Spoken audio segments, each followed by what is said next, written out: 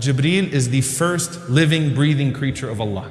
He is the first creature that's ever been given a soul, without any parents. How is he brought into existence? You know, when babies are born, they make all these noises and they figure things out.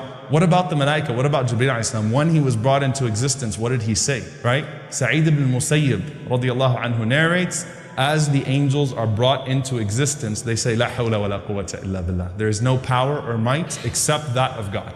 We have none. So as Jibreel was brought into existence, this first soul, he said, La hawla wa la quwwata illa billah. The Prophet sallallahu alaihi wasallam, he says, I've been given permission to tell you about just one of those angels. One of the angels who bears the throne of Allah subhanahu wa ta'ala. He said, the distance between his earlobe and his shoulder is a journey of 700 years. And the narration of Ibn Khuzaymah, the Prophet ﷺ said, a bird could fly that journey in 700 years. So how do we even determine who's a bigger angel and who's a smaller angel? And what does this have to do with Jibreel alayhi salam? Al-Imam al-Suyuti rahimahullah says, the greater the task the angel has been given, the greater the size of the angel. So that tells you right away that Jibreel alayhi salam is even bigger than that. He's the biggest of the angels and the greatest in size because he has the greatest of tasks. The people of Lut alayhi salam, that entire city was destroyed by the tip of one of Jibreel's wings. They were lifted up and they were destroyed by the tip of one of his wings. So it shows you the strength of Jibreel alayhi salam. The Prophet sallallahu alaihi wasallam said that Jibreel alayhi salam resides directly under the throne of Allah subhanahu wa ta'ala.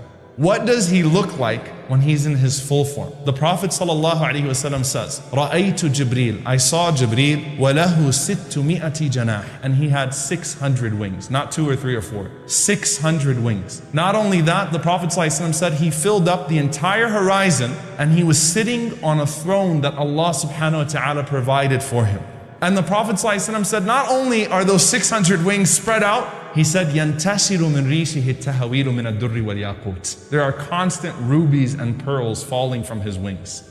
In a narration in Ahmad, the Prophet ﷺ said, the color of his wings are khadra, are green, and the soles of his feet are green. There's not a single prophet of Allah that you study except that there's a mention of Jibreel. Seriously, just go through Qasas al-Anbiya, the stories of the prophets. You'll find a mention of Jibreel alayhi salam in some way, shape, or form. He's got to be there because he has been sent to 124,000 prophets. In the hadith in Muslim Imam Ahmad, there were 124,000 Anbiya. Amongst them, 315 were messengers, were rusul. He has been sent to each and every single one of them to teach them, to raise them, to support them, to protect them. He was there. When Adam alayhi salam was expelled from paradise, did Allah communicate directly with Adam anymore? No. Now Jibreel becomes the intermediary between Allah and Adam alayhi salam. When Adam passes away, they didn't know what to do with his body, obviously, because human beings had never experienced death before. Allah sent Jibreel alayhi salam and a group of angels. They washed the body of Adam alayhi salam. They shrouded Adam alayhi salam. They buried Adam alayhi salam. So he's there from the very start,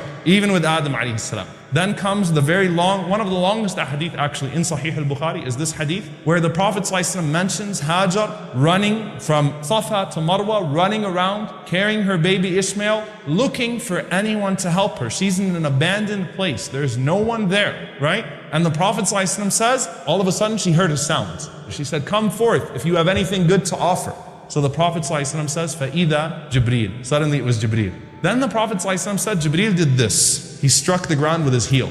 When Jibreel did that, the water obviously started coming from the earth in huge loads. Zamzam comes bursting out of the ground. And the Prophet ﷺ said, Rahim Allah Ismail. May Allah have mercy on the mother of Ismail. What she did was she carved out the well because she was afraid that the water would go all over the place and nothing would be left. And the Prophet ﷺ said, had she not done that, then the entire earth would have been touched by Zamzam. Now, subhanAllah, think about the miracle of Zamzam, right? You know how big it is in dimensions? 8 by 3. And in an official research that was done on Zamzam, it pumps 8,000 liters per second. That means 691 million liters per day, Zamzam. Think about how many millions of gallons, subhanAllah, people are constantly drinking from it. It has never dried up. That's just from the strike of Jibreel's foot, okay? You're still drinking from it till now. So that's your connection to Jibreel alayhi salam until today, subhanAllah.